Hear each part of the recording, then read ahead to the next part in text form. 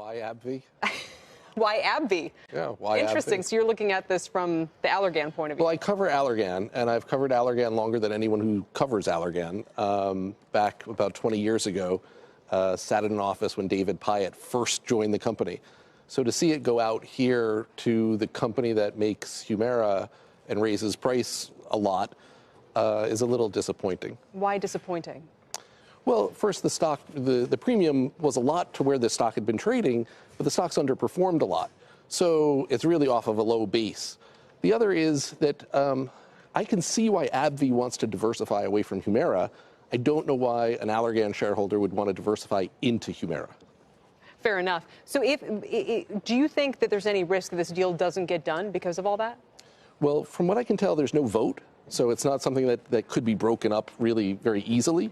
Now, if AbbVie share goes down enough that the premium for Allergan doesn't look like a lot, Allergan could always step away and just say, you know, this isn't a big enough premium. We're not paying our shareholders enough.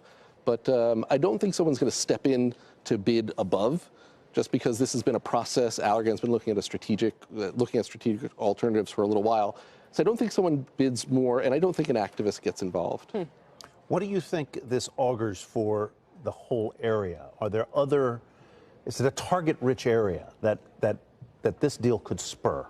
So there are really two types of pharma deals, I think, if I had to classify them. One is we're behind in science and we need to buy the newest science that's coming onto the market. And those are a lot of biotech type deals. And then there's I have something going wrong in a few years and I should fill in this hole or try to augment or diversify away from this problem.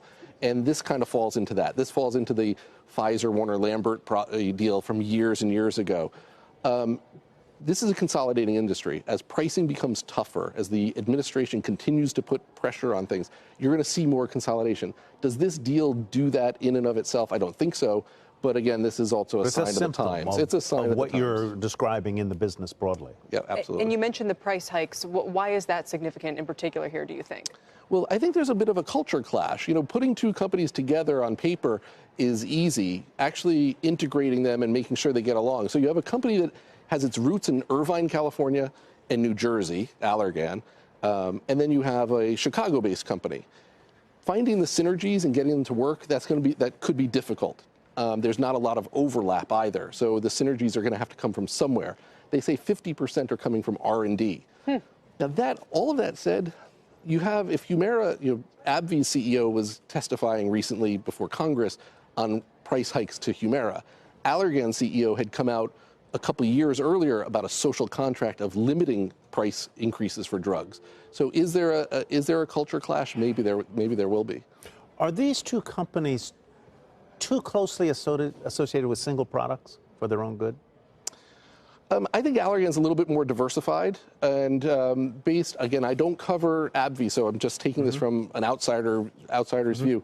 Their pipeline, they have a very big pipeline and products that are coming on board, but Allergan's pretty diversified. But Botox is. But you think of them as the Botox company. You do think of them as the Botox company. Oh, that's the Botox company. But they have a few billion-dollar products. So they have Botox, they have fillers, and they also have Restasis, which is going off patent. And finally, who else does this put in play then? I mean, because it's such a unique deal, I don't know if it has broader implications, or to your point, there just needs to be more consolidation in this pricing environment. I think there'll be more consolidation. I don't think this will pull other people in, but do I think that over the long term, if you look at the major pharmaceutical companies as channels, then you have to ask yourself, does it make sense for there to be two Swiss companies? Does it make sense for a company that's very focused on diabetes to only be focused there and CNS? Should they be in other areas too? So I think there'll be more consolidation, but this in and of itself doesn't drive that.